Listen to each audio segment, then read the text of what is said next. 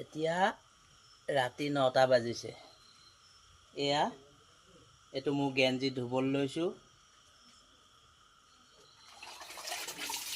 আৰু এয়া আমাৰ শ্ৰীমতীৰ কাপোৰ। মানে কি হ'ল, শ্ৰীমতী আকৌ স্কুটি চলাই যাওঁতে এই ৰাস্তাত গৈ এক্সিডেণ্ট হৈ হাতখন দুখ পাই গ'ল। এতিয়া এনেকুৱা, গতিকে এতিয়া ৰাতি 9টা বজাত এয়া কাম কৰিবলৈ ওলাইছোঁ। নহ'লেতো উপায় নাই।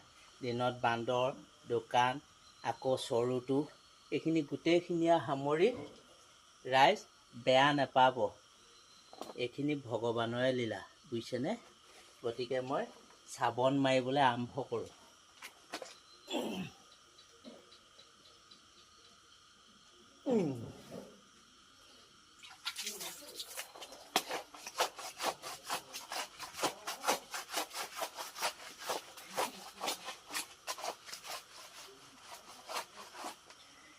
যাৰ এনেকুৱা হৈছে গম পাই গৈছে। আমি এতিয়া গম পাইছোঁ নহয়, সেইকাৰণে ঈশ্বৰৰ লীলা কমটি বস্তু নহয়।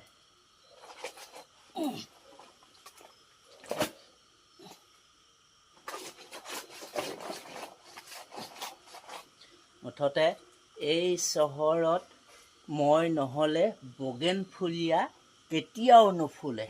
বগেনভেলিয়া কেতিয়াও নুফুলে। ক'লোঁ নহয় আৰু ৰাতি 9টা বজাত দেই, ৰাতি 9টা বজাত। ৰাতি 9টা